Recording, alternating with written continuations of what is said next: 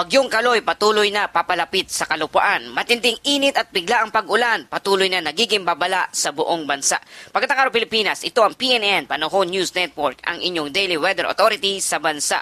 Sa pinakabagong ulat ng panahon, huwag kalimutang i-like, i-share at i-subscribe ang aming channel at pindutin ang notification bell para lagi kayong updated sa balitang panahon. Mga kababayan, narito ang mga pangunahing balita ng panahon ngayong araw.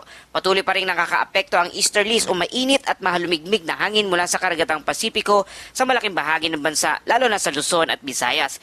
Dahil dito mainit at maalisangan ng panahon, may tsansa ng biglaang thunderstorm sa hapon hanggang gabi. Samantala, patuloy na binabantayan ang Tropical Depression Kaloy o Bagyong Hagupit.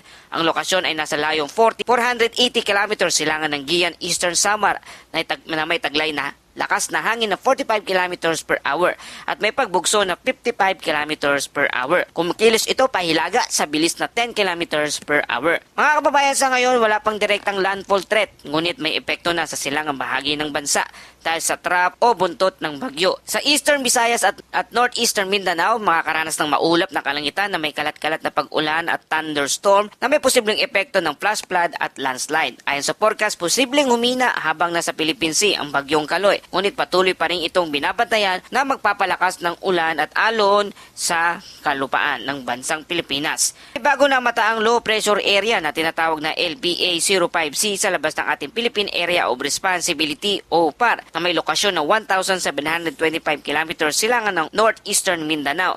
Sa ngayon, mababa pa ang tsansa na maging bagyo, ngunit patuloy na minomonitor ito ng Pag-asa at ng mga international weather agency. Mga kababayan, ang regional weather condition ngayon sa lugar ng Eastern Samar, Dinagat Island, Surigao del Norte ay makakaranas ng maulap na kalangitan na may pag-ulan na thunderstorm dulot ng trap ng Bagyong Kaloy.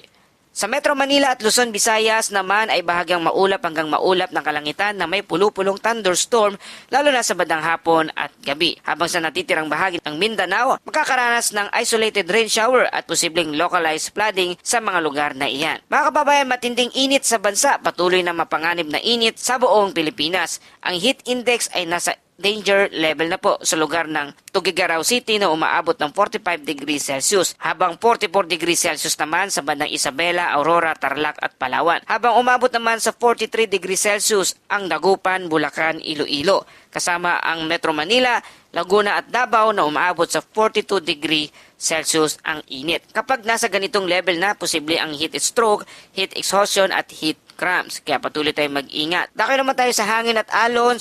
Sa Eastern Luzon, Visayas at Northeastern Mindanao, ang hangin ay mahina hanggang katamtaman na may alon na 0.6 hanggang 2.1 metro ang taas. Mag-ingat sa mga maliliit na bangkang pangdagat. Mga kababayan, narito ang kabuang sitwasyon. Tatlong pangunahing faktor ang nakakaapekto sa ating bansa. Una dyan ang easterlies na may dalang init at thunderstorm. Kasama rito ang Tropical Depression Kaloy o Bagyong Hagupit na patuloy na magbibigay ng malalakas na pag-ulan sa bandang silangan. Kasama naman ang panibagong nabubuong bagyo o Low Pressure Area o LPA sa labas ng ating Philippine Area of Responsibility o PAR ay posibleng susunod na magkakaroon ng development na bagyo na papasok dito sa ating bansa.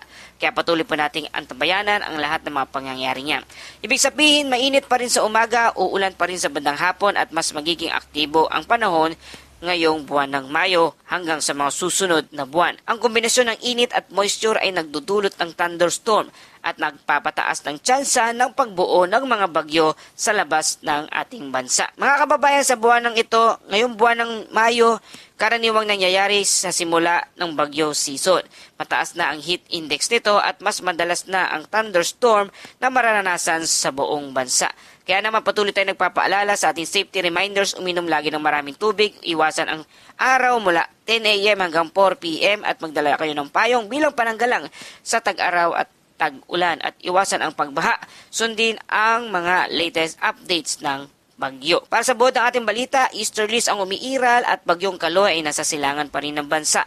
May trap na nagdadala ng pag-ulan sa kalupaan at merong isang panibagong low pressure area o LPA na minomonitor ngayon ng Pag-asa at ng mga international agency. Mataas ang heat index na umaabot sa 45 degrees Celsius sa ilang mga lugar at posibleng thunderstorm sa buong bansa. At dumako naman tayo sa ating Bible verse of the day mula sa Kawikaan chapter 3 verse 5. Magtiwala ka sa Panginoon ng buong puso at huwag kang manalig sa sarili mong karunungan.